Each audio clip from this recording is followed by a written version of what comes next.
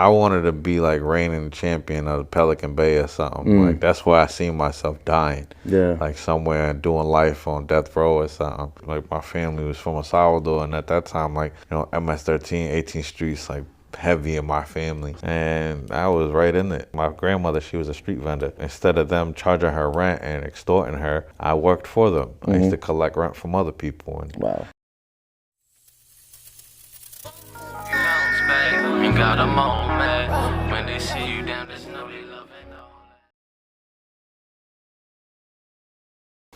Hey everybody, welcome to the Bounce Back Podcast. Welcome back. If you've been here before, make sure you hit that like button, subscribe to the channel, and thanks for watching. I got a special guest with me today.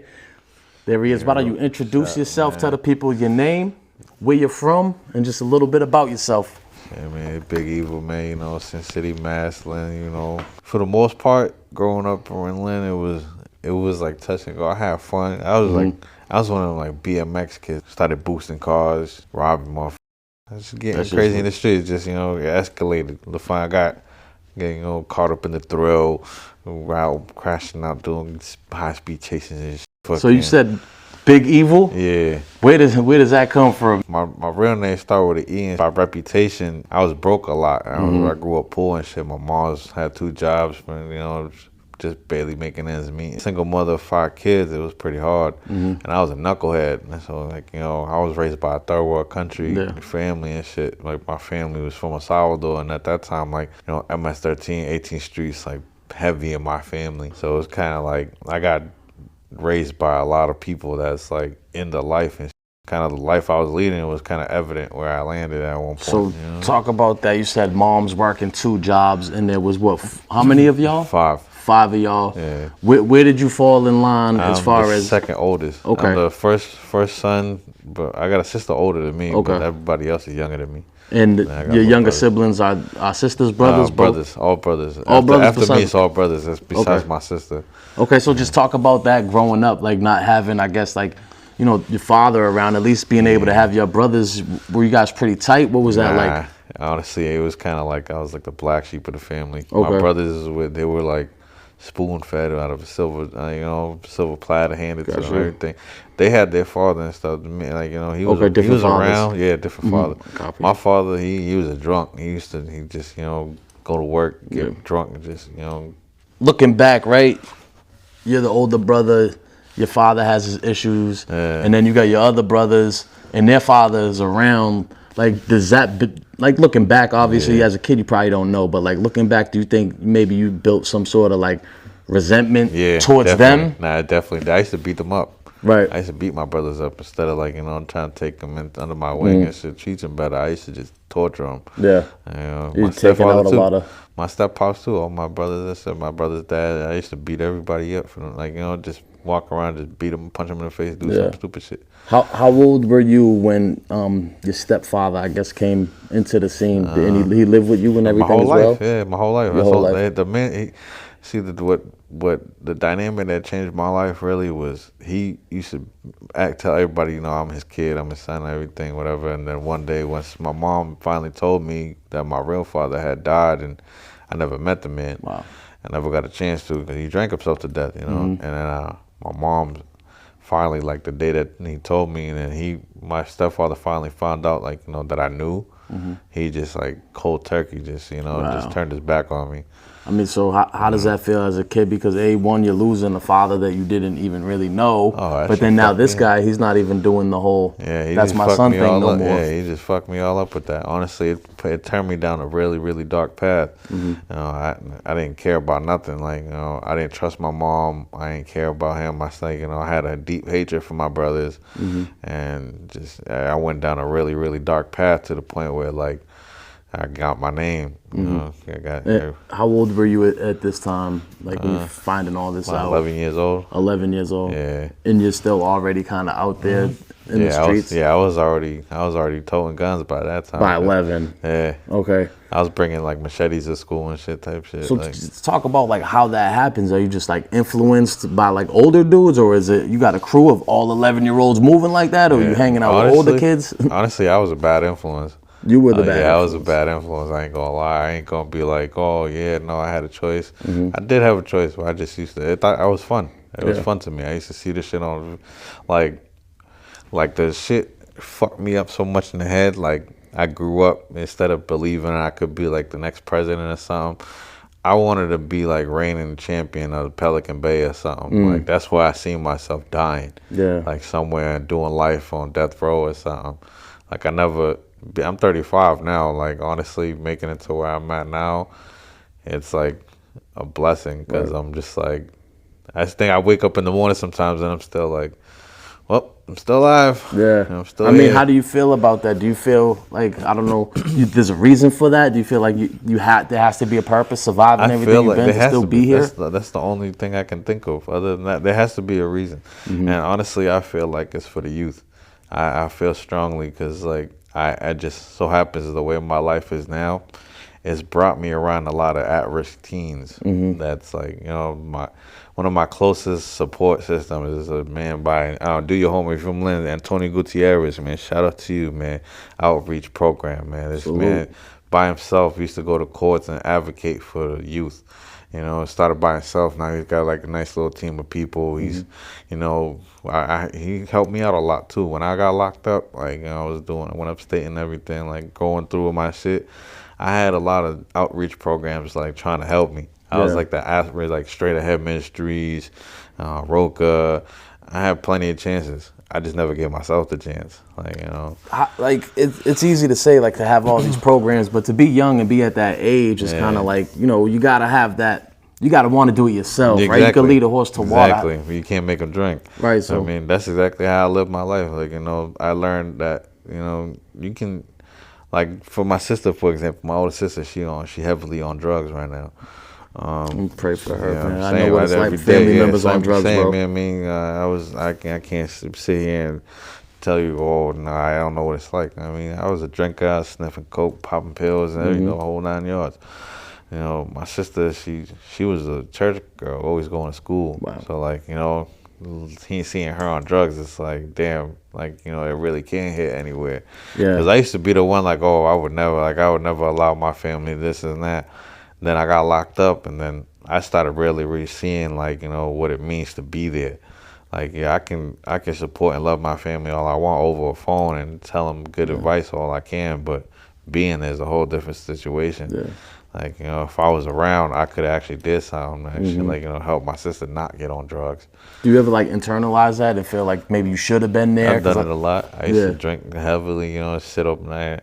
I was that dude that's sitting on my porch with a fucking liter of tequila, just fucking drinking shots in it, thinking like, damn. I've had some crazy moments where, like, I've even thought about blowing my head off, all that. I've sat there, Russian roulette by myself with a fully loaded clip, just could never bring myself to do it. Like, what's that conversation like? Is it about, do you make it like, oh, you have family that loves you, or do you like, oh, you only live one? You don't know what's on the other side of that. Maybe you're not. It's like the movies, honestly. The moments where I had those, like, really like trying times where I could have almost off myself. It's like the movies when you hear like little voices in your head just telling you ain't shit. You never, like, the floating heads, you see on TV. It's the worst enemy. Yeah, there's some voices in your head telling you ain't shit, and then it makes you really think it, believe it sometimes. I relate completely to that, and the way I look at it too is like you see it on the cartoons on TV, the angel and the demon. It's like you got the devil in your ear, like that voice, your internal voice. It's like one or the other. It's the God or the devil. It's both. It's the same. It's like, it's duality, man. You really gotta. I mean, but it's willpower. It really brings people through, though. Absolutely. I mean, I've always been a firm believer. You can say a student of life. Like, I learned by experience. Yeah. Because I was a knucklehead. People couldn't tell me shit. I mean, I've had people in my ear telling me like the chances, like knowing. Every step I've had, I've always understood the consequences of the things I was doing, though. Right. It's not like I can't be like, oh, I didn't know what I was doing. You didn't know, yeah. No, I knew everything I was doing, and I still was doing it. You just didn't care. I was like, yeah, exactly. I didn't care about myself. I didn't give a fuck about life. And then at the end of the day, it was just like, it's either me or you type shit. 11 years old, you said you're already into some pretty heavy stuff. Yeah. So like, what's school looking like at that point? Are you even going to school? I wasn't even going. At 11? I'd leave my house in the morning and go chill with the homies. So what happens like there? Is that something like, does Chins get involved? Yeah. What's going on with your mom? I ended up getting the Chins. My mom actually got, I got taken away from my mother's custody by DCF because I was so bad that they gave her an ultimatum. They said either she deals with me, and her choice was to send me to El Salvador, thinking it was gonna change me for the better. And it only made me worse. So is that what happened? You went to El Salvador? Okay, so let's talk about that. Like, how old are you, and is this like your first time living down there? Yeah, it was my first time ever visiting out there, and first time I seen my father's grave and stuff. Cause my dad's side of the family was all out there. Okay. It was supposed to be like a scare straight situation, like to see what real gangsters is like and stuff. But instead of making me afraid of it, I looked and I was always fascinated by it. Because I was that kid, I used to see the gangster shit and I'd be like, yo, that's fucking cool. Right. Like, I was like, Blood and Blood, I was like, I mean, I see you got the Scarface shit, right? Yeah, so, like I used to swear I was Tony Montana, man. I was crazy. I was be fucking coked out, just doing crazy shit. I mean, stealing cars. I used to pull up behind cops, tap their bumper, and fucking take them on a speed chase and type shit. Like, just for the excitement. Yeah, just to see if I could get caught or not. So what kind of crazy things are like going on in El Salvador? What third world country? Yeah. Like, I know, I just remember being locked up with people, I don't know if they were from El Salvador, but they were from like third world countries, and they would rather be locked up here sometimes than free over there because of how dangerous it is. Yeah, no bullshit. Like out there in El Salvador, it was crazy at the time because we talking like 2002 when like MS-13 and 18th Street still had like a really big stronghold on the country. And I was right in it. This is stuff you see on TV. I never joined no gang or nothing, but they made me work. Yeah. You around and you got money. You had my grandmother, she was a street vendor. So instead of them charging her rent and extorting her, I worked for them. I used to collect rent from other people. And, and still a young kid at this time, right? I was only 13 years old at the time. 13 years old. 13. So how does it work as far as like crime and punishment down there? Are you getting arrested? Like, what do they do? Is it all corrupt? It's corrupt as fuck out there. Well, not before. Now we got a new president, so it's like everybody. So when you were down there, talk about what would happen if someone you knew, well, I don't know if you did, but got in trouble with the law. Like, what's that look like at that time? The cops either got two choices: take the money or take the bullet. It's like one of those like Spanish sayings, plata o plomo. Wow. Like, you either take the silver, like, which is the money, or you take the bullet. Wow. I mean, your choice. Like, it's either they turned a blind eye or died. Even still to this day, cops out there, they wear ski masks just like me. Just they can't tell you who they are, or else their lives are in danger. So just for being an officer. To like thrive and become enamored with that life down there? Yeah. You did. I got pretty up there. Like I was pretty up there when it came to like in the scene, like the crime life. I got I mean, how did that feel? Did that start to build your ego? Yeah, it got scary. Honestly, I got to a point where I was looking at myself in the mirror and I didn't recognize myself. Wow. I was deep into it, like kidnapping, extortion, attempts, like all type of shit. Like I didn't care. Straight up gangland. Yeah, straight up, and it was all for money. Like it was somebody put enough money up, I was snatching it. It's like we have this fascination of not wanting to like ever be poor again and just like chase. Is that like why is money so important? It was always the money. I see my mom struggle a lot, and I told myself I'll never be poor. I refuse to be poor. Like even to this day, like I'll do whatever it takes to make my money to make sure my family's good. Like I know what money can do. Like I don't want to be out here telling kids like, oh, do what you got to do. It don't matter. Like, nah, do it the right way. Yeah. Well, and nowadays with the advent of the internet, it just seems like almost anyone can really make it with hard work and dedication. You never know. A little bit of luck, opportunities, man. It's so many opportunities. Honestly, the biggest thing that we need out here is to bring down the homeless population. Then we could stop crime. Yeah. If they took some of the buildings that they use to praise God and gave it to the people that need God, we'd be okay. Yeah. We'd have the space to give people the homes, the bare minimum that they need. Somewhere to sleep, somewhere to eat, and a place to shower. That's all people need. That's all people ask for. I mean, how do you feel about the whole, like, the migrant situation, right? You said talk about... They're just looking for a safe home. People, like, it's the saying that America goes by. It's the land of opportunity. Right. people are searching for the American dream.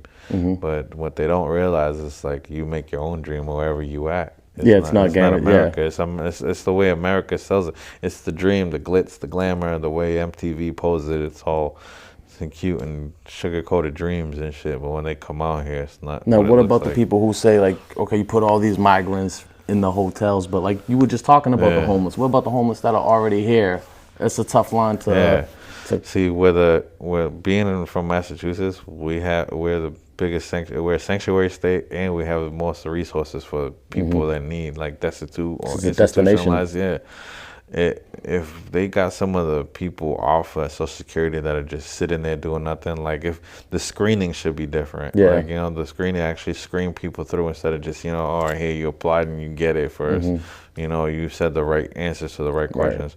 You know, the system's rigged. Yeah, man. And it's like the people that know how to play the system that really, they're the ones that like get ahead, and the people who really need it. People are really busting their asses sitting there struggling on the streets. Yeah, absolutely. You know what I mean? So how long are you out in El Salvador now at this point? And I was out there for like 3 years. I came back when I was 16. Okay, so just talk about that. Why do you come back? How does that happen? My grandma got tired of me. She couldn't handle me anymore, so she sent me back. Okay. And I was getting tired of being out there too, and it's just. Okay, so now you come back to America. You go to Lynn. Yeah. And now you got like this newfound, like you said, that's gangland out here. Like I came out here on a whole nother level. Thing, but you come from you must talk about that. I was on a whole nother level compared to dudes out here. Like motherfuckers, when people was like just still boxing, fighting, you know, meeting up for the ones, I was pulling up with machetes. Yeah. Like, you know, I've actually had a case where I got caught with 14 knives on me, and I was just, you know. So what were like your goals when you like, I'm gonna come back to Lynn and finish high school, or like what was your mind state? You gonna take over? Honestly, I came out and I came back to Mass, and I was just on some fucking just thugging everywhere. Now, were you always just like a one-man wrecking crew, or did you have my crew people? I have my close friends and shit. I had friends from separate gangs and shit, so a lot of my close friends, they couldn't really hang out together. Gotcha. But fucking the main dudes I used to chill with were all the Deuce Boys in Lynn. Deuce Boys, okay. That was like when I really, really like found a group of people that was just like, they solid dudes and shit, and they wasn't all fucking scary. Yeah. But they weren't out here looking for trouble either. Right. They was just, you know, doing what they had to do. So just, I guess, talk about like Lynn coming up in that era compared to what it is now. Is it very similar? How has it changed? It's a bunch of fuckery now, man. Honestly, before, when I was really thugging, like it was a lot of honor in Mount Thieves, man. Like dudes had like a moral standard. Right. You know, no rats, skinners, you know, the typical prison mentality, but also like dudes moved with morals. It was fathers, families, family first. You know, you were a man above all else. Now dudes are sitting there, they'll throw their mother under the bus for the boy that's gonna sell them up the river to the feds. Yep. Like, there's no loyalty nowadays, man. It's like the same people who was out there maybe hustling or beefing with other gangs. Like those used to be the same dudes that would help the grandma across the street with the groceries, honestly. Right? It's the parents. I blame the parents, man, because at the end of the day, no child does anything you do or don't allow them to. If you teach them the right way from the beginning, they're not gonna sit there, even if they are in the streets, and you show them how to be a gangster, like. Show them how to be doing it the right way. At least have some respect, you know. But like you said, you know, people, like back in the old days when, like, you know, people had respect for the community. Yeah. Like it's just got lost. That's really what it is. Like all these gangbangers, all these gangs, organizations and stuff, they lost the whole purpose of themselves. Like, you know, there's a lot of Bloods and Crips in my city. Like, you know, even that, like, you know, it was supposed to be back in the day when Crips first started. It was community resistance and progress. And same thing with the Bloods. Bloods was supposed to be an alliance of different crews to protect the neighborhood against the tyranny the Crips were bringing in and whatever, you know, the history behind it. You know, now it's just, you got a bunch of crash dummies that leading the blind. And people just sitting there, it's just a criminal empire. So kind of talk about like Lynn, Mass, maybe for the people not from out here. So YouTube, we got people tuning in from New York. Like, what's the racial demographics? It seems to be pretty diverse from what I can for gather. the most part, you got a lot of Central Americans, a lot of Dominicans. Like for the most part, it's mostly Spanish and Asians, and you got your blacks and your whites are scattered. Most of the blacks are like 3 families. Honestly, it's like 3 huge ass families. all you got related. Like the Johnsons, the Robinsons, the what's it called? Fuck is it Johnson Robinson and the Ruckers. It's all big families. But huge fucking families. And you got the Cambodians, like they're fucking huge. They're everywhere. Yeah. So what's like that interaction with? Obviously, I mean, probably both sides. You got a lot of English as a second language for them. English second language. Most of my for friends, the Spanish guys. Most of my friends were all like first generation Americans and stuff. We was born here. Our parents were all. So did you guys kind of bonded over that? At least young. Yeah. You would think honestly, the younger years, right? I got cool with most of the dudes that was just like, you know, in the street, like at the skate park, but they was still dipping and dabbling. Yeah. Like we was just. I started off as a pothead. We was over here smoking in the back, you know, the regular skipping school and shit, stealing bikes and stuff. That's how it pretty much started. So when do you eventually start getting in trouble with the law, where you start doing a little bit of time? Did you do DYS time? Yeah, I did DYS time, county, state.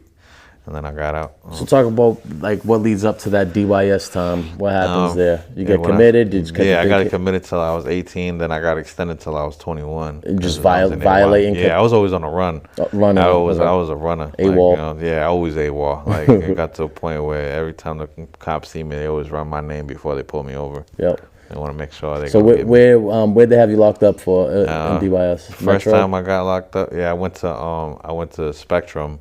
Okay. I went to Spectrum Metro, Harvard Street, you know. So what was that experience like? First time getting, you know, doors locked behind you? I got jumped my first day. You jumped the first day? Yeah, my first day I got jumped by some A-Trade gangster Crips. They was from Boston. Okay, so how does that work? They asked like, is it tattoos? How did nah, I was just my swag. I came in at that time like Bloods and Deuce Boys from Lynn, they would have like the rat tail on the back. Like pretty much it was like if you like when I was going to school and stuff, like there was like eighth grade, 9th grade time and stuff. Like when I was like first started chilling with like gangsters and shit, like actually like getting caught and stuff and getting in trouble like with the law. You know, I like, you know, you got Black Shadow, Cribs, Bloods and shit. Like dudes used to wear the Dickies with the little rat tail on the back, bald head with the bang. So, you know, I chilled with a lot of Cambodian dudes when I was younger. So like, you know, that was the style. And fucking, I went in there with some khaki Dickies and red Chucks, and dudes see me. And they just hopped on me. And so that was like my first night. Was that a rough stay in DYS? Is it something you gotta encounter a lot? It was I got into a lot of fights. Like you said, we know the consequences, right? But I feel like that's a good point to maybe tell the youth, like what comes with you want to join a gang. You might go to a county where you're the only one, right? It's talk about that. See, like the thing is with that, like you gotta stand on business when you on that shit. Like most kids, they getting into this shit and they getting led in by the blind. Dudes is showing them all the glitz and glamour, but they not telling them the dark side of this shit. Especially on the streets, you got numbers, maybe. You got your boys and shit. It's all good when you with your homies, but then you gonna hit a yard that you're surrounded by enemies. And that's happened to me a few times. Honestly, more times I've been surrounded by enemies than with my homies. Even times where I've been around homies and it's been around enemies, because not like all your friends, not all your homies is your homies. The homies might not have stood on business the way that you thought they would. Does that ever happen? I've been abandoned a few times. Like, you know, that's the thing. Like, dudes pick and choose when they want to ride for. Like, you gotta remember, like, not everybody's gonna be your friend. Just because it's a big organization, not everybody's gonna get along. You know, then you got the turf wars in between the shit. You know? So, I mean, at the end of the day, if you think like just join in and you're going to be a front runner and just get down with the crowd, you're going to have to be your own person as well. The thing is, when you join a gang, you lose your own sense of being your own man. Like everybody feels like they are their own man because they got that bravado in them, but in reality, you answer to somebody else. You got to stay in line, especially. Like, you got to stay, you got to follow rules, you know, stand at attention, you know, act a certain way, speak a certain way. Like, you know, I never actually joined a gang. I used to chill with a lot of them, but for the most part, I always seen money on both sides. It was always business with me. Like, it didn't matter who you was, what gang you banged. As long as it wasn't none of my people, Yeah, anybody was up for grabs. DYS, they usually make you go to school and everything like that. Is that something? Did you end up getting your GD in there? I didn't. You wasn't in there long enough? I was always in trouble. I never made level and none of that shit. And then I went from DYS to county like right away. So you didn't get out? No. Okay, so talk about how does that happen? You catch an adult case, I take it? I caught an attempt because I poked up one of the staff members that was at a program I was in. While you were doing time? Yeah, because I had got into, I was a hothead, guy said something, he was trying to I was very humble at the, for the most part of my life, but there's certain things it's like, he pretty much said something about my pops, and I mean, I never really spoke on him growing up, so he was like, oh, that's why you're here now, you're fatherless child, if your daddy was here, whoop your ass, you wouldn't, you'd have some get right, and I went off on him. That's a trigger, probably. Yeah. Yeah, it was a real deep trigger. It actually cut me deep, so I cut him deep. Yeah, jeez. And so you catch a case for that. Now you was, 17 at the time? 17. So they charged you as an adult? They charged me at 16. I was 16, charged me an adult. As an adult, okay. I went to Middleton. From Middleton, they have me sitting in there. So what DYS did this happen at if they charged you in Essex County? I was at BST East. I was at the, fucking... So how come if that... Canterbury Street. BST, that's in Boston. Yeah. I would think that would be a Suffolk thing. What? They sent me to Middleton because I'm from Lynn. My case was okay. Yeah, they sent me to Middleton because I had another case out of there. Got you. So I had a separate situation. I was already going to be sitting there anyway. Okay. So they sent me because when I got locked up, it was for unarmed robbery out of Essex County. Essex County already had me, so they was just like, yeah, so talk about that transition from going from juvenile to Middleton. And Middleton, honestly, it was all right. When I went to Middleton, it was a lot better because I was around a lot of Spanish dudes that was older, did time before. So I got acquainted with a lot of good dudes and stuff. Mostly some Dominican dudes. I don't even remember his name honestly, but it was older Dominican cat. They kind of taught me how to carry myself in there to be able to get by. Did they ever try to tell you maybe pick a different life, young man? Yeah. Maybe this ain't it. I've had a few. I've had a few, but a lot of people, people won't change unless they want to. Yeah. Or something terrifying, or something happens to really make them want to change. You gotta touch their soul. And then when I was younger, I was just I always seen it as you're here with me. Why the fuck I'm gonna listen to you? Right. You're obviously here for making mistakes. So why I'm gonna listen to you? I'm gonna listen to somebody who's doing better than you. Right. And, and I feel even that, now I kind of look at that differently because I feel you can really learn from anybody. Exactly. You can learn how not to be sitting there doing life from someone doing life, right? Yeah, exactly. But young-minded at the time. Like today, for example, I was at the Lynn Juvenile Courthouse because I had some litigations with my kids and shit. Fucking family court, whatever. And I was this kid, 13-year-old. Young kid sitting there for unarmed robbery. First time ever locked up. Don't know nothing. Ain't never been behind the wall. Mom dudes came, bailed them out quick, whatever. And I pretty much gave him the rundown. It's this is what it's gonna be like, man. You wanna keep going like me? Look at what I've been through. Listen to my story. Hopefully, what I said would make you see this ain't the life you want to live. Absolutely. Because it's hundreds of people that could say the same story. It's full of pain. That's all it is. Pain, dark days, loneliness, cold nights. I heard 50 Cent said on $1 million worth of game recently, tough guys end up living tough lives. You know what I'm saying? And fact. You always say, I don't want to be a tough guy. I want to get money. Right? At the end of the day, that's what we all want to do. I was always quiet. That's another thing. I used to get fucked with a lot because I was small. I was small and quiet. People used to think I was pussy. Hey, sometimes actions speak louder than words, though, when it's time to. And that's pretty much where it came down to. I had to prove myself a lot. People used to think I was soft, so I was just all right. Well, especially if you go to Middleton, you say you're not officially down with anything. Is that ever an issue? Or is it just I had it shit you play both sides of the fence. I stayed out of it for the most part. I stayed in my own lane, but it goes to a certain time where you can't just sit on the sidelines. You gotta make a choice. You gotta make a choice, and I made my choice. And the heart's at conflict there. I was more cool with blood niggas and deuce boys and shit. So I just started fucking with them exclusively. But You know, I still always was by myself. Anytime somebody see me, I was on my own. And that's another like lesson for the youth. Like you are the company you keep, man. You gotta like who you're rolling with. Yeah, facts. That's pretty much how you're gonna be viewed. You know, Yeah. they're not gonna if they roll up on all them guys over there, they're not gonna like leave you out. He ain't there. He's just talking to them. Right there with them. Yeah, for sure. Yeah. What happens? What ends up happening with all that? You got a couple cases. You sit in the Middleton. You got the attempted on the staff member there. What ultimately happens? You get everything ranked concurrent. They gave me 3 in a day.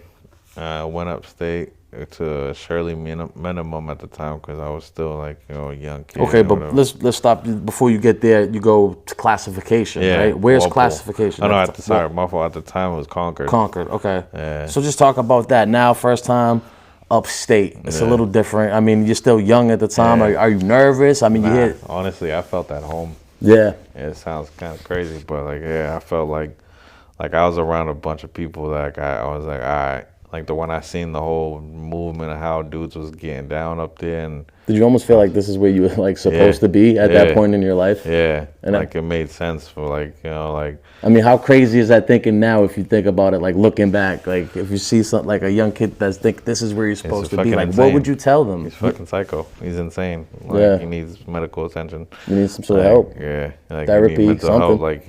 Like you need a hug, bro. Like I mean, it's fucked up. Like whatever hurt you, fucking I'm sorry. So man. you do that 3 in a day. You go to Concord. You see classification. You said you went to Shirley minimum. Yeah. Okay. I had low points because I was doing a lot of shit when I was. So is that do you stay in the minimum and wrap up from there? Yeah, I wrapped up my sentence from there. So just talk about the minimum a little bit. I did all my time behind the wall, but by the time they were like, you got points for a minimum, I had 4 months left, and I was maxing out where I was at. I was comfortable. So I denied it. So just tell me about the minimum. What's that like? That shit was whack, bro. It's like a dorm setting? It was pretty like kiddie camp type shit. Yeah, like PC type of people. That's things going on there. People dry snitching, if not outright dropping notes. Yeah, literally, it was just a bunch of fuckery that was going on with a bunch of weirdos. So how did you do your time? How did you manage to stay out of it? You just kind of stay in your own lane? Yeah, I pretty much stayed in the. I didn't really come out much. Did they have work crews? Did you get I didn't leave? do none of that shit. Okay, so you stayed on site. Yeah, I just stayed in the fucking. They give you a job? Yeah. Okay. I just worked in the kitchen. Worked in the kitchen. Much, yeah,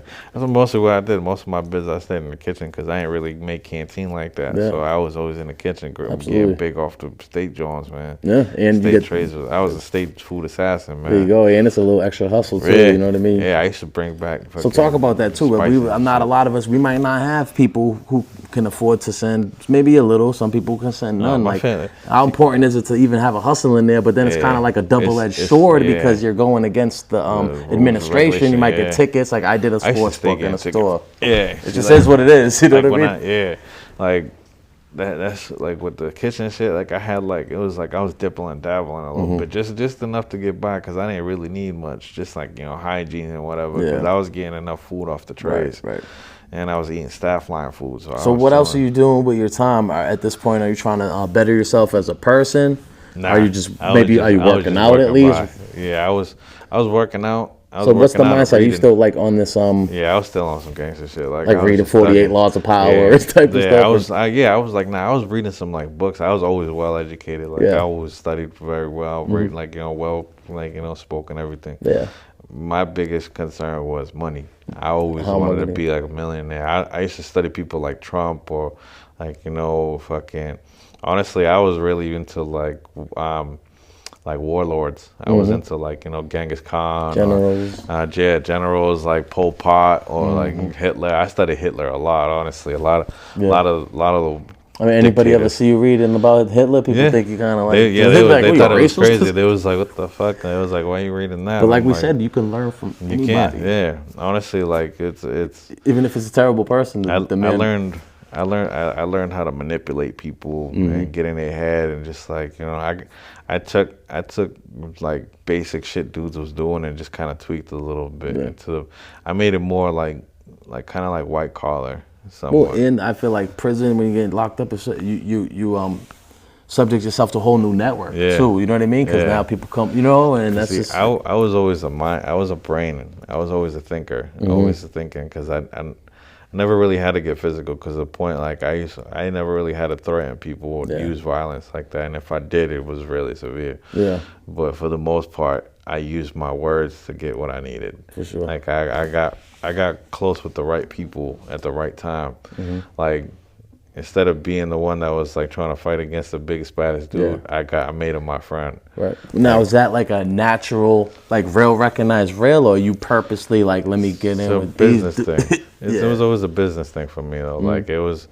I always seen like I'm a big chess player. I love chess. Like I always strategized my way, even through my whole life. Everything I did, I always thought 10 times before I made a move.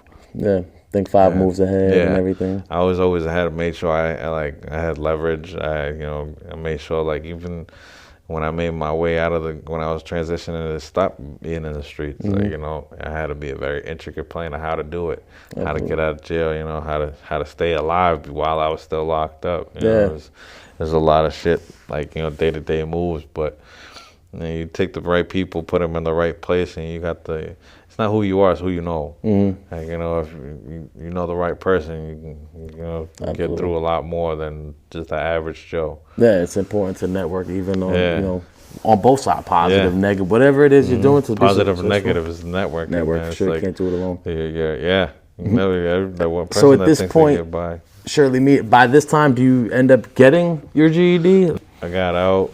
And I just did a couple like in and outs, fucking stupid cases and shit from in and out of Middleton for a few couple years. Just that revolving door, right? Yeah, that we see so many times. Man. And then I went on the run for like a big case and shit. I got on the Fed's radar because I had out for grand larceny and shit for stealing cars. I had over 1,000 cars. Sending them overseas and shit, like, VIN swaps, doing the whole 9. Like, I was taking whole fucking cars and getting them fucking switched all the papers, all that shit, switched over and getting them legitimized. So I'll take a stolen car and make it a brand new legit car. Yeah. Insurance and everything. And everything, insurance, tags, everything. Yeah. And the fucking so how do you find out that you're on, like, the feds are after you and then what makes you want to run? I started seeing them. When they're not fucking with you is when they're watching you. Like, if you get me, I was the type of person. Do they look like feds? Do feds look like feds? I feel like they always do. The feds look like average Joes, but it's the cars. They're 3/4 inch high fucking antennas, the extra one on the back, and the tags, the lights. Federal tags are very specific in the font they use, black and white, fucking numbers and shit. So you just go on the run, you like leave the state? Yeah, I went everywhere. I went to Texas for a little while, ended up in Little Rock, Arkansas, floated through Florida for a bit, just like explain what life is like being on the run to someone who may not know. Is it stressful? Honestly, it was not. I was having a blast. You were? I was having a blast. You don't always in the back of your head thinking this is... I did, but I never stayed in the same place twice. Okay. I had a slew of different names. I mean, did you think you were going to run forever, or did you? Yeah. You I figured I was making my way just to whenever I got caught. Honestly, I didn't plan to get caught. I planned to die on the streets. That was my on the plan. run. Wow. Yeah, like if they would have caught me, like at a certain time, like early in the time, they would have had to kill me. Wow. I would have went out in a blaze of glory. Wow. I mean, are you glad that your mindset changed from that? Hell yeah. I got my family. Like, I wised up because, I just started noticing my last bid just made me notice, like, what the fuck did I do with my life, man? So let's talk about you're on the run. What eventually happens? How do you eventually turn yourself in? I came back to Boston and I just stood in the middle of Chelsea, Bellingham Square. So let's talk about why. Why at that point did something happen? I got tired of running. You get tired after a while. Yeah. Like me, it was the thrill of the chase, and then I felt like nobody was looking for me. So I came It's like you playing hide and seek by yourself. Yeah. That's pretty much how I felt. Like, That's I was just like, fuck this shit. I'm going back home. Plus I just, And then, is that a federal case? They ended up not having me on the run. No, they didn't have enough on me, so they never picked it up, thank God. But you were on the run. I have 14 warrants for like fucking random shit, car chases and fucking a couple armed robberies and shit. So is this everything that kind of comes together that becomes your last bid? Yeah. Okay, so talk about, how many cases did you have, then you get a grand concurrent? I had 3 cases. 2 of them got dismissed, and then I got smoked for the armed robbery. Now, is this something that got dismissed in emotions? No, or I had to go through trial. I had to go through trial. I went through the trial, whole. okay. Yeah, I had. So is this your first time at trial? Nah, I had a few times I went to trial. Most of my cases I beat. Okay. Like I've been to in front of the courts, and I've beat them a lot. Honestly, I mean, what's that like though, having your life in someone else's hands? I've been well studied. No, I just don't put yourself in that position, man. Yeah. But honestly, if I had to give somebody advice about be sitting in trial, know your enemy. Like it's like Sun Tzu said. Like if you want to know your enemy, or you walk into a situation knowing information, you'll win 10 times out of 10. Mm-hmm. You go in blind, you'll lose every time. For sure. And that's kind of one thing my mother always made me understand. It's like your choices come with consequences. Mm-hmm. And yeah, my mom always just tell me that, your choices come with consequences, and what are you gonna do when I die? Right. That was like her biggest thing. It's like always pushing me to be independent. Yeah.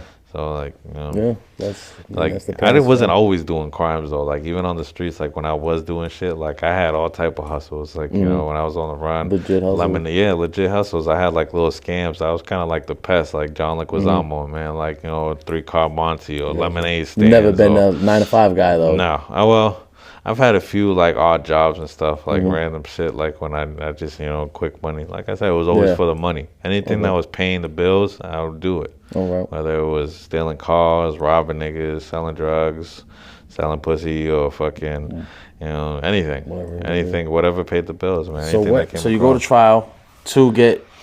You said dismissed, but was it not guilty? Not guilty. Okay, and then the third, you get a guilty. Yeah, I get the guilty I got guilty for the armed robbery, the high-speed chase, and evading arrest and shit. Because I took the Stadies on a high-speed chase through Lynn, Saugus, Malden, through those back roads and shit. Sorry, I'm just trying to picture. Are these separate trials? Yeah. Okay. Yeah, I had one. I had to go to, what the fuck was it? BMC. Yeah, BMC. And then I had Lynn Court. And then I had Suffolk Superior. So they got you on one. Is that something where they try to smoke you on it? Yeah, my cousin went to the grand jury on me. Wow. And fucking my younger brothers, Bullbridge, well, their cousin, Louis Alvarez, you bitch ass nigga. Yeah. Fucking it was supposed to be a big shipment of perks that was supposed to be coming in. Like this is when they first stopped making the blues, and they when they started really getting on people for the perks, and when they started making the OPs, because I've been dealing with pills since back in the OC 80s and shit, late fucking 90s, early 2000s. And OCs, OPs, perk 30s and shit, all that shit. I've been through the press. This is when they first started really pressing perks and shit, when the fentanyl started getting into the perks. Yeah, I always just tell people if you could get a huge supply. That's otherwise you gotta script shop. Let me buy your script. There's no way that you could have access to 1,000, bro. They're pressed. Me and my homies. We had it because me and my homies we used to go to Walgreens. We used to smash. That's what smash and grabs at Walgreens and shit. Fucking smash right through the ceiling and fucking snatch everything out of the fucking shit. That was everything the of value. Anything of value. Yeah, that's how it was. A few people, that's because I had a few crime partners that was really doing business shit, money moves, kicking in doors. The biggest trappers in the city, I was kicking their door down. Right. If you was booming, your trap was buzzing, you was making money, I was kicking your trap in. I was bouncing, checking trap every trip. For people too, now you're doing the right thing, right? Yeah. But then you have a past like that, so it's kind of a lot of these people, they might not forget. You might have enemies for life. Oh, I have super enemies. You know what I mean? I can't leave the city. I don't travel. So just talk about that for the youth to know too. Like you said, your choices have consequences that are gonna live with. You could change your life around. The streets are not. They don't care. Yeah, they're not gonna give a fuck. I've changed my life around, but I was smart enough to understand. Like I said, I've always been conscious of my consequences. Yeah. One day somebody's gonna try to put a bullet in my head, and I'm ready for the day that comes. You come prepared. You get it right. You don't miss. Cause I mean, I'm not the type of person that takes that shit lightly. Right. But unfortunately, that's the reality. Yeah, but hopefully, exactly. we could tell our stories so that's not someone else's reality. Because that's not really a life you want to live, right? It's just is what it is at this point. I mean, I made my bed. I gotta lay in it. So how much time did they give you when you lost trial? They gave me 5 to 7 years. 5 to 7 years. Yeah, okay. When I lost trial. They was trying to give me 15 to life because they was trying to add in the habitual. Because I was in and out. Most of my cases are all similar. So explain that to me. What for habitual for people who might not know? Habitual offenders, when the courts feel like you'll never change. Like, it was like similar to the armed career criminal, but since my cases weren't really guns and drugs and shit like that, they couldn't hit me with the ACC. But the habitual, being the fact that most of my cases are similar, like robberies, unarmed robbery, grand larceny and shit, and they see I have a pattern. So they try to hit you. They was like, oh, you're never going to change. It's been since you were 12 years old all the way till I was 28, in and out for the same shit all the time. And they was like, yeah, we're going to just fucking smoke your boots. But is this time what happens? You go to Concord? Was it Walpole now? Yeah, I went to Walpole. They sent me, it was Walpole. And then from Walpole, I sat at Walpole until they sent me to Shirley Medium. And I sat over there for a little bit. So at this point, is this when you start to be like, you start that mindset change? Like, what am I doing with myself? It took a little while. It took for sitting me for a little. Yeah, it was just, the daily routine. One day I just woke up and it was just like, yo, what am I doing? Yeah. Like I honestly, I sat at my cell by myself and I was just looking out the window and I seen the birds flying by, and everybody always has this joke. It's like, this just for the birds. Yeah. And I'm like, and I laughed and I said to my boy, it was sell over me. I'm like, yo, it's just for the birds, bro. He's like, yeah. I was like, but what's funny? We in here and that bird's flying free, and yeah, this shit ain't for the birds, bro. This is for the dummies. And I just started. Just really started planning my life out. Yeah. Like, I started thinking, like, the day I get out, what I'm going to do. What am I going to do the first day? Every time I got out, hit the block, get cigarettes, get some weed, get some liquor, get some pussy, and then whatever happens from there. Back to it, same fucking routine. So I started really focusing on, like, what I can do to stay out and stay free and make money without having to put myself in jeopardy to be back in there. And I just started thinking, I like cars. So I started thinking, a way to, auto body, collision, detailing. Those three things come hand in hand. So I figured one day just open up a big lot, like a dealership / collision / you buy a car from me, you can bring it back, we get it fixed and we get it clean. Like, it's like a membership, shit like that. I was just thinking, that was kind of like an idea. Yeah, absolutely. But it's important to have these ideas, and then ideas evolve, and then sometimes system too, man. Can't be alone while you're doing this shit, because there'll be times in your life where you're gonna just think like this shit ain't working. Because, not all plans go to plan. Not all plans work out. So you got to just, like, focus and really have multiple plans. Can't put all your eggs in one basket, because then, got to be able to adjust and adapt. Exactly.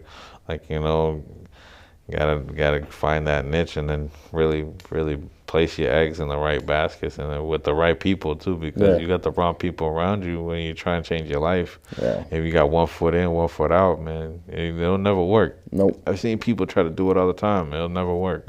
You lose every time. You got to go all the way in. Pick a battle or lose them both. Yeah, exactly.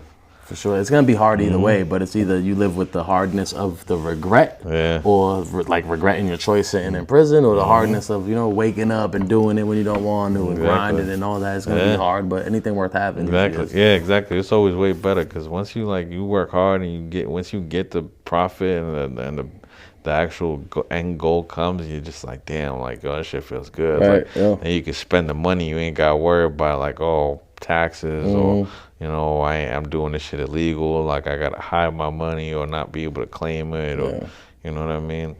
Like, all that, man. So talk about, do you stay in Shirley Medium the rest of your time? What's the rest of that bit look like? For the most part, I was in and out the whole You get involved with programs or anything like that? Nah, I pretty much stayed in the library a lot. I used to read a lot. I studied up on a lot of the law, new legislation and stuff. I got really big into politics. And yeah. So why is, I feel like that's super important to kind of do your own self rehabilitation too, because you can't always get into these programs and do it by the administration's way. I was around a lot of lifers, so like the good programs to get good time off was already like it's a long list of wait, and they look at the lifers first because they obviously not going nowhere, and then everybody else like they trickle down. Since I was so short time, I was like, yeah, we're not even wasting your time. But even just like that way of thinking too, if you think about it, for someone who's never done time, for a young kid, and we'll talk about 5 to 7 is short time. That just goes to show you how messed up the way things really was. The way we, Yeah, like honestly, like when I was doing like my bid and shit, like I was just like, I did 5 years sleeping. Like I was in and out the library, but for the most part, I was just eating, sleeping, watching TV, chilling. Like I made my routine. Did you get what happens with parole? Do you see parole? I never took it. You didn't even go. I didn't even bother to take that shit because I already knew like I'm not a probation candidate at all. So like, so I was just like, I'm not gonna set myself up. That's good too, not get your hopes up and know what you're doing. Yeah, exactly. That's another thing. I didn't want to get turned down, and then I would have been that would have put a chip in my shoulder. Like, damn, I can't get it. So. What about probation? You got any probation when you got out? Nah, I got out and it was just wrapped up. Okay, so let's talk about like the last few months. Like, eventually, do you start developing a plan? Is it something you write down, or is it like where's your mindset at? Yeah, it was mostly internally. Like, I never really wrote anything down, like planning wise, but I had an idea of what I wanted to be, and that was rich. And I just figured I would study the same way I always learn. I'd research, focus. Like I started observing the trends on things that was like popping, and just really trying to find the new thing. Yeah, what's gonna be the next whatever? The next big Bitcoin thing. Or whatever exactly. it was. I was trying to find the next big thing that was gonna be a hit sensation and be that $1 million idea or something. And I've had a few, and that's kind of they working and stuff. That's what's up. So you got quite a few. You did a couple state bids. So it seems like you got roughly around 10 years in-ish. 23 years. 23 years. Yeah, okay. 23 years altogether. So because I did like long. You talk all these little county bids that add up too. Yeah, it was like 2.5 on and after 18 months. Damn. So doing all this time, just I guess, especially that last bid where your mindset is starting to change. Like, what's something that you like learned about yourself that kind of maybe impressed you, or something you have to work on even? My temper, honestly. My temper I knew how to work on. Because I had to transition myself. When I got out, I was severely institutionalized. Okay. I was very paranoid. Still to this day, I'm very paranoid. I don't like people standing behind me, or like just certain things that like trigger me when I'm like I gave up soups. People, but a lot of ramens. Those are banned in my house. You ate enough of them. Yeah, hell yeah. Well, I had a jail meal a couple weeks back, but I mean that's because my man John Fernandez, man, I'm on your back. He fucked me up with that shit. Hey, JF. Yeah, for real. Yeah, JF, he fucked me up. Yeah, he was talking about it. I think he posted something, and I made a jail meal. I had to make a mix. Yeah. So. So when was that roughly? When did you wrap that last state bid up? I got out 2020, and right when COVID hit. Yeah, I was about to say COVID had just hit, and I was like a week out. Yeah. So that's a whole nother adjustment too. Yeah, it was crazy. Being freeze one, and now this is adjustment for everybody. It was crazy because when I got out, I had nowhere to go. I was in a shelter. Emergency. I was at the emergency shelter in Lynn. Pretty much just just waiting. Doing what you had to do. How did you maintain like a positive attitude at least during that? And how were you able? Nah, honestly, I was on some bullshit. Like I was hustling, man. Like, but it was like legal / illegal because like I had these things. Like in New York, they call them nutcrackers, like little jungle juice in a bottle and shit. I used to run around selling those, little mixed drinks. I'd go get some like a sleeve of some nips, throw some juice on that bitch, and just fucking sell them around. Or I had another hustle. I used to get dudes because I had these old ladies that was on Suboxone, but they would never take them shit. So I used to put them shits in Gatorade and sell them off as lean. So like, yeah, I used to put like corn syrup. I'd put corn syrup, some Suboxone, and fucking Gatorade together and make it look syrupy. So I'd sell that shit as lean and shit. Hey, you gotta do what you gotta do sometimes, but hopefully try to put ourselves in positions where people don't gotta do that. So like doing all that time though, like what's like the main message to the youth about prison and gangs and the whole criminal? Man. Stay in school, man. That shit is not it. Going to jail, being in the streets, man. There's only two things that happen: it's death or in jail. I mean. So how do you feel about like the fact that music and a lot of movies, you know, a lot of glorification in that, man? It's honestly is media propaganda. For sure. Like I feel like a lot of the politics and shit. That's what they want. They want us to sit there and self-sabotage, because it's in the big businesses. They won't make money if people just do the straight narrow shit. Now, if everybody got their life together and there was no crime, federal government be out of money. Detoxes, facility rehabs, all these places that are like, you know, built for drug dealers and addicts and shit. That whole business of drugs, it would be non-existent. You know. They say they want crime to stop. They need people to commit crimes. That's the whole basis. That's like the biggest. If crime stopped, America would be crippled financially. Yeah, they would just make different laws to make, you know what I mean? More, like, okay, well, people ain't selling drugs no more. Now you can't smoke cigarettes or something, right? Instead of they're gonna find a way. Instead of putting, you know, getting all these, like, because if you look at how, all right, just. In a city like, you know, like look at Mass Ave.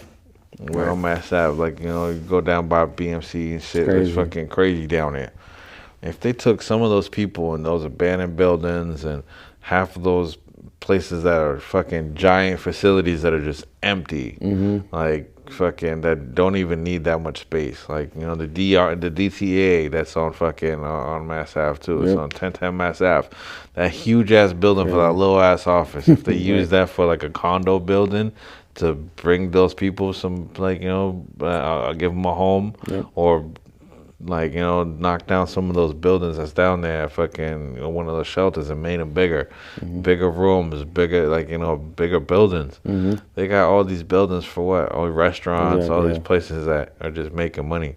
Shelters don't make money like that. Exactly. Emergency shelters don't make money, so they're not looking into that. They make more money off of the trespassing and fucking drug users, all the crime that happens down there. They're making bans. Cycle. Cops is getting fucking paid hundreds of thousands of dollars just to sit in a cruiser and make sure nobody's killing each other. That's why he said stay in school. So he said stay in school, but so why? Like, what would you say is like the worst thing about prison? The worst thing about prison is the glorification of it. Most dudes in there, they look at it like a badge of honor. But in reality, they're all blinded. They're all fighting each other in there like a bunch of pack rats, and then you got all the COs just watching. They're being who they're. Most dudes and shit in there, they're with that tough guy attitude that's like, you know, fucking super fucking con. They're playing right into the book of the government. That's what they want you to do. They want you to act like an animal, so they'll put you in a cage and treat you like one and tell the world, like, you know, like my man Scarface said, man, you need people like me so you can point your fucking finger and say that's the bad guy. You know what I mean? To make you look good. The scapegoat. They need a scapegoat. They need a reason to pass all these legislations and shit. Fear-mongering, all of that. For sure. That's literally what it is. It's fear. You instill fear, like, you know. You put the young against the old, the woman versus the man. Is divide and conquer, man. Black versus the white. But it's the same man. It's what's it called? Willie Lynch's letters. You know what I mean? I've heard of it. It's the Willie Lynch syndrome. I mean, like, that's so expand upon that. Exactly. I know, divide and like, conquer. Divide and conquer. You take one man against another. You make them fight against each other, like, you know, like in jail. You got the Spanish versus the blacks, the whites, the Asians, and all these people against each other. That's what they want. They want us to be divided, because if you're divided, you can mind control. You manipulate both sides, and, you know, throw little tidbits. In war, there's always success with somebody. Only person that wins a war is a motherfucker that's supplying the bullets to kill each other. Right. You know what I mean? Like that's what we doing to Ukraine, right? That dude was just here looking at the factory that makes it. We making all that money. We're making all the money. I get it. Money in a war. I get why we're in it monetarily, right? But like morally and for it's the all country, fucked up, bro. it's all about it's all money. fucked up, man. We're letting two countries kill each other though for profit. Yep. You know what I mean? And it's like out here, you got dudes in there. It's like they just spoiling their lives and ruining just so like their whole families and shit. Yeah. Whole like hundreds and thousands of families, broken homes and lost, shit. Yeah. Lost souls in there, like, man, for sure. So you've been out for a little bit now. So like, what's been like, in your opinion, like the biggest part of your success about staying out? Honestly, I gotta thank some RP my man Knuckles, man.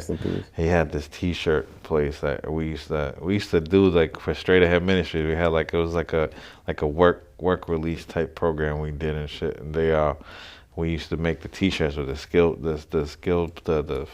press, whatever. Yeah, the press or whatever with the paint and shit. I forget what it was called. He was more deeper into that, but he had to open up this spot. You know, I started working. He had me doing marketing and shit. So since I was on the run a little bit, because I had caught a case, I smacked the shit out of somebody or whatever. Long story short, I ended up on probation for that. So meanwhile, I was doing that, dealing with that shit. He was like, yo, man, I got this place, man. Do something positive with your life. You ain't doing shit else anyway. You know, so I started doing the marketing thing for him, you know, just posting shit on Facebook, Instagram, you know, just doing social media thing. And, you know, just trying to spread the word, passing out flyers or whatever, you know, anything that needed to be done for, like, you know, he's my man. He's one of my best friends, so anything he asked me to do, I just did it. You know, even in jail when we was young, we was both in the streets. He wanted me to fuck somebody up. He didn't have to ask me. I just I don't like that, doing dude. Something positive. Yeah, you know, staying and just like you having that and staying busy and not, you know, and having some sort of form of income that, you know, that's what it really comes down to. A lot of times, especially when you get out, you're older, it's just like, man, I gotta get this money, bro. The bills start stacking up, man. That shit's stressful, man. So you also, you know, you brought a guest last time, Pack Money. How like talk about how y'all connected and what was that relationship? Before I went to Shirley Medium, before I got hit with my second state bid, he was my celly. I used to see him do So it goes back to that network. Yeah, like I said, there's a network in there. We was at 6'4". We was on 6'4", Nash status. Base status at the Nash, sorry.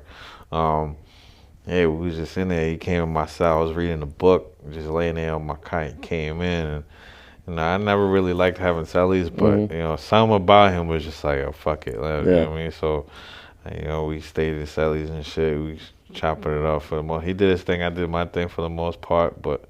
You know, we would go in the cell, we would just chop it up, man. Obviously, we talked a lot. And he was a very educated man. Yeah. He's like, you know, seeing him, honestly, I seen the dreads and I seen, you know, he was tall, tattoos and shit on his face. I was like, oh, man. And I figured it was just another Boston nigga, you know, hood, you know, I'm from here. I figured he was just super gangster, but, you know, he surprised me, man. He surprised the shit out of me. He was a really smart dude, man. Wasn't a gangbanger.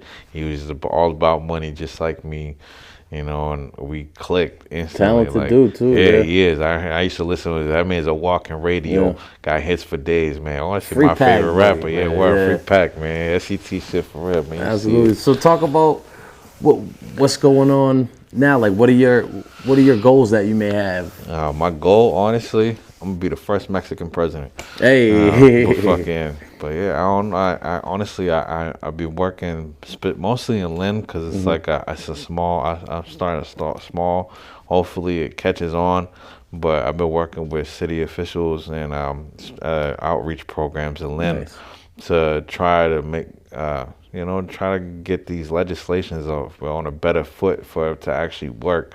I want to get funding for more shelters, more homes, kind of like I want it to be a big construction. It's gonna have to be because a lot of abandoned homes, foreclosures and stuff like that is gonna have to get knocked down by the city to be able to make room for enough space for these people. It seems like that's something too. Like the homeless thing something personal for you because you had to go sit in that shelter. Yeah, I used to like sleep that, in hallways, man. A lot of times when I was in and out of county between my state bids, I was in the streets a lot, man. Mom Dukes, they didn't want me around, so I was, I had to find my way, stealing cars, using the car for the heat in the winter, 2, 3, 4 layers of clothes, walking around, standing on the corner, hustling, fingers turning damn near blue. I mean, it's been times where I couldn't I couldn't get into a building or something, or there was nowhere for me to sleep. So why is it important for you to help the next man? You move past that. You could easily just forget about all that. Why do you? I know what it feels to be alone. Yeah. I know how it feels to have no support, have nobody, but the demons in your head that's telling you to do bad. And, everybody needs help, man. Yeah. Even if the person that's stubborn and doesn't want to take the help, everybody needs help. Yeah.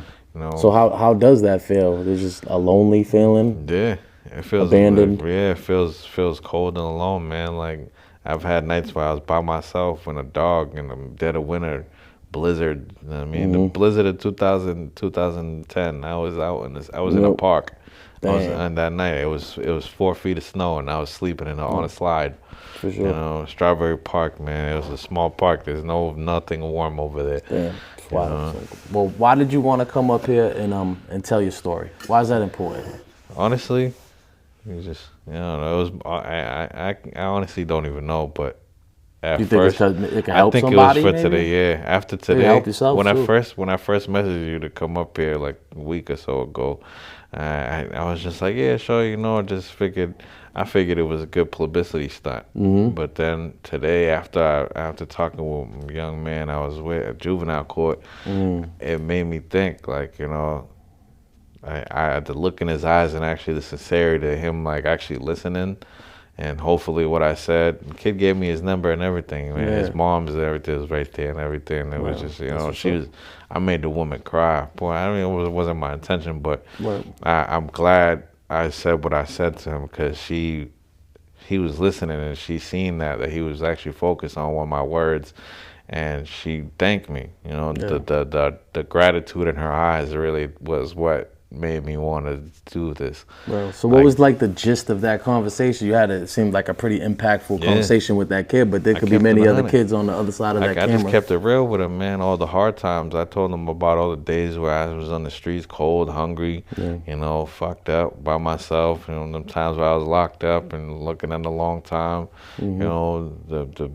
The nightmares that haunt my dreams still to this day. My memories, all my regrets and shit. Like I just told him, like, man, he's 13 years old. I wish I could go back to his age and listen to my mom. And literally, it was so simple. You don't surprised how many times moms can be right. Yeah, it's like because your mother, they only want the best for you, man. For like sometimes purely, like more than anybody, probably. With my mom, honestly, I had a long talk with her one day, and I told her, like, she was only 15 when she had me. Your kid having a kid, she didn't understand what she was. Plus, she's in her first time in America, pregnant with a 2-year-old. She's pregnant with me, cleaning houses, don't speak English, getting treated like shit by rich uppity people. Because like up down on the commons, like row of houses back there and shit behind the commons and stuff by the monument. Boston Commons? Yeah, Boston Commons. Okay, My mom always used to clean all them houses back there, all them nice little apartments and shit. Yeah, nose high type of people. Yeah, my mom's got spit on and everything while she's cleaning houses and shit. She was really mistreated and shit. I used to watch my mom get looked down on by people just because she was brown. Damn. Didn't understand English, so she was. People used to talk shit and she'd be like, "What?" Just lost, didn't know what to say. And just watching my mom endure that shit, and I just, it made me appreciate my mom for what she's been through. Still to this day, and she, we're on a better path. She just looks at me now, tells me all the time, I'm a whole new man. Yeah. She's happy. It feels good, right? It feels good seeing my mom, she's okay. I don't see the stress in her eyes anymore. When I leave the house, she knows I'm okay. She knows And I'm I'm sure doing for the right many thing. years you were the cause Yeah, of many it's of those very stresses, right? Yeah, it's very stressful. Honestly, it was so stressful for my mom. My mom would get them jail calls, and she'd thank God that I was still alive. Like, she's like, oh, it's a jail call, it's not a morgue. Right. Like, you know, because there's been That's plenty the of other. nights where my mom's, you know, sitting at a bedside hospital and shit, because I got a plate in my head and shit. Damn. All the niggas I used to rob, you know, motherfuckers beat the shit out of me. Damn. I mean, yeah, But that just fuck goes up. to show like how real it is, like when man. you're in jail, and that's the better option, because a lot of times Yeah, it's it could be worse. it's death, and a lot of people, they leave those doors and they don't have a chance to come back, and it's Exactly. not because of It's a been a good few thing. times. It's been a few times, but I've been sitting in jail, and I see a dude get out. I'm mad cool with it. Son, we build a bond in there, and then kick the news on. You know, 5, 6 o'clock, 7 o'clock comes on, and it's like, yo, ain't dudes just here. You know, motherfucker get their wig pushed back and shit. I It's mean, almost, I'm sure the they parents don't wish get they put- never got yeah. out, you know? Yeah, I mean, it ain't sometimes that it's crazy like, in you Mass. know, I've had many Massachusetts. times where I'm just like, you know, all them times in jail, I see it like, you know, God was saving me. Yeah. Because, you know, I got caught. A lot of times I used to get myself locked up on purpose because it was so cold and I was hungry, you know. 3 hots in a cot, that shit was, you know, Yeah, it's better than desperation. sitting there suffering in the street. So what are some things you're looking forward to now, moving forward, man, in life, enjoying your freedom? And longevity, yeah, and mostly that's my main focus, honestly. Just, you know, finding like true peace and happiness, you know, like, you know, building my empire, generational wealth. For sure. But, you know, truthfully, my biggest dream is to just one day stop poverty, man. Hopefully one day I can just, I mean, people's always gonna be poor. There's always gonna be rich and poor, Right. but I want people to actually have a home to go to. Actually, know, like get and hopefully be the spark that starts a different the way this world is. Because America, we take a lot from the other people, man. Like, we're very rich when it comes. Like, honestly, people say we're in debt, yeah, but if we weren't such gluttons on the way of life and wasting the fruits of our labor on nonsense, like, and actually, like, you know, helped everybody else. Like, if more people that actually had it would go out and just do their civic duty and go out and help people, just, it doesn't have to be every day, just once in a while, like, you know, give somebody something to eat. Pay it forward, man. All the blessings you got in your life, you know, share that shit. Share the wealth. For sure, it comes back too. Man. Yeah, it for just real, feels man. good to help people Yeah. too. So I wish people lived more like Jesus, man. Like, For sure. with the little that they got, you know, break with bread, man. Because there's people like, you know, there's times where me and my girls and sat eating lunch in downtown or something, just, you know, just chopping it up in the park. And there's people walk around begging for food. I'll stop eating and give them my food. Because, you know, I have food at home. They don't. Right. They ain't even got a home. Yep. You know, I try to do my part any way I can, whether That's it be a kind word, a couple of dollars, a plate of food. You know, I've even had people come to my house from like, you know, a random place, like, yo, when's the last time you took a shower? Right. You know, come through, I got you. Cook nice plate of and food. that's Like, something you know. people might not even think of, but Yeah. you having to go through that. Yeah, And you know. I mean, it gives people, it boosts worker morale, man. Boosts your morale, thinking like, you know, it makes you feel better. Like, all right. I mean, a lot of people don't realize how good it feels to, like, after so long, and you got a place to go and just shower, just just feel clean, get, like, you know, throw a nice outfit on and just feel good. Yeah. You know what I mean? Everybody deserves that shit, And man. it's healthy too, man. Yeah, So for I don't know if real, there's anything you wanted to touch on that we didn't get a chance to. Some closing words, or if there's anything you want to promote, social media, anything like that, man. Kill the hate with love, man. Show love, man, because there's too many people hating each other, man. We need to unify and just and really fight against this hatred, because everybody looking for the devil, everybody looking for God, looking in the sky, look in your heart. That's where God and the devil are, because you show evil, that's who you're gonna be. That's what you're gonna spread. Your actions and your mindset attract what you put out. I mean, so if you want a better life, man, you're looking at yourself. Love it. You know what I mean? The answer is always internal, people. man. You know, you're never gonna find an external solution for these internal problems. It's always internal. Even if you want to make money, like, become the best you. The best you will make money. The best you's gonna get that girl. The best you's gonna get that car. Work on that. Word. Facts. That's facts. Dedication, hard work, man. That's it. all it is, man. Well, I appreciate you coming through. Definitely, man. So, guys, Another episode of the Bounce Back Podcast. It is what it is. Remember, what's next is what you make it. On that note, like, comment, and subscribe, and we out of here. Peace. You got a moment when they see you.